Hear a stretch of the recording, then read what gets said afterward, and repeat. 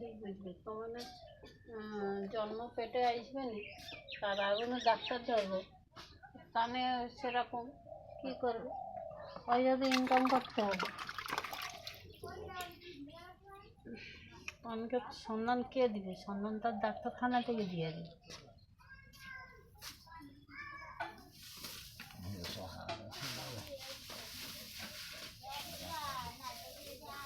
অনেকেরও তো একটা ইনকাম আছে, সরকারকে ওরা মতো পয়সা দেয়, ওরা রাখলো, ওরা বাঁচবে, সরকারও বাঁচবে।